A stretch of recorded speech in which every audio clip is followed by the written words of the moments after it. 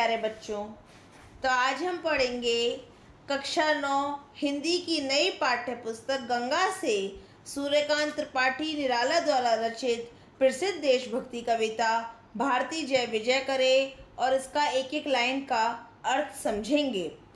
भारती जय विजय करे, हे भारत माता, आपकी सर्वदा जय हो और आप सदा विजयी रहें। कनक शस्य कमल धरे, अर्थात आप अपने हाथों में सोने जैसी सुनहरी फसलें और पवित्र कमल का फूल धारण करने वाली हैं, यानी कि हमारा देश कृषि और प्राकृतिक संपदा से समृद्ध रहे। लंका पतदल शतदल, भारत के दक्षिण में स्थित लंका देश आपके चरणों के नीचे 100 पंखुड़ियों वाले एक सुंदर कमल के समान सुशोभित है। गर्जितोर्मी सागर जल, सागर का गर्जना करता हुआ और लहरों से भरा जल, मतलब सागर की जो लहरों में जब आवाज़ उठती है तो ऐसा लगता है सागर गर्जना कर रहा हो। धोता शुचि चरण युगल, आपके दोनों पवित्र चरणों को निरंतर धोता रहता है। स्तत्व कर बहु अर्थ भरे, समुद्र की वे गरजती लहरें मानो आपके गहरे अर्थों से भरी हुई आपकी स्तुति, मतलब आपकी प्रार्थना कर रही हैं। तरु तृण वन लता वसन, पेड़, तिनके, घास, जंगल, वन और बेल यानी कि लता ही भारत माता के वस्त्र हैं। अंचल में खंचित सुमन, उनके इस प्राकृतिक वस्त्र रूपी आंचल में रंग बिरंगे फूल जड़े हुए हैं। गंगा ज्योतिर्जल कर्ण, गंगा नदी का पवित्र और प्रकाशमान जल जिसकी बूंदें चमक रही हैं। धवल धार हार गले, वह गंगा की सफ़ेद और स्वच्छ धारा भारत माता के गले में एक सुंदर हार की तरह सुशोभित हो रही है, यानी कि चमक रही है। मुकुट शुभ्र हिम तुषार, हिमालय पर जमी हुई सफ़ेद बर्फ और ओस भारत माता के सिर पर एक उज्जवल मुकुट की तरह हैं।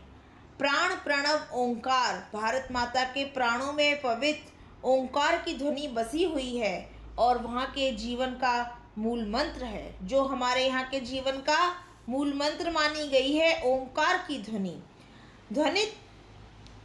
ध्वनित दिशाएं उदार, इस महान और पवित्र आध्यात्मिक चेतना से यहाँ की सभी विशाल और दिशाएं गूंज रही हैं।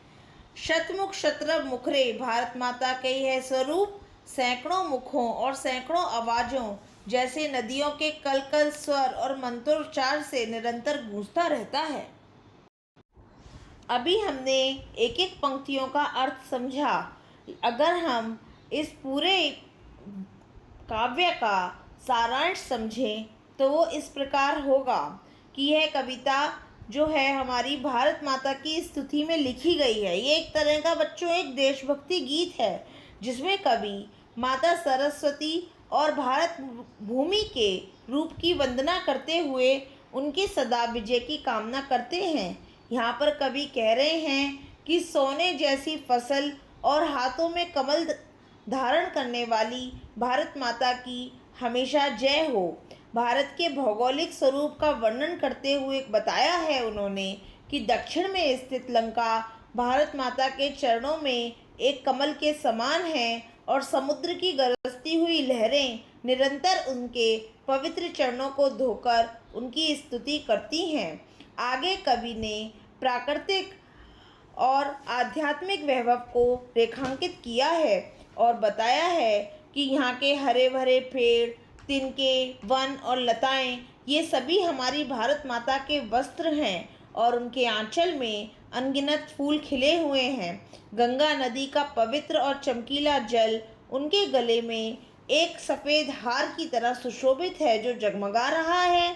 उत्तर में स्थित हिमालय का धवल हिम माता के मस्तक पर मुकुट की तरह चमकता है, यानी कि हिमालय में जो ओस की बूंदें हैं वो माता के मस्तक पर मुकुट की तरह चमक रही हैं।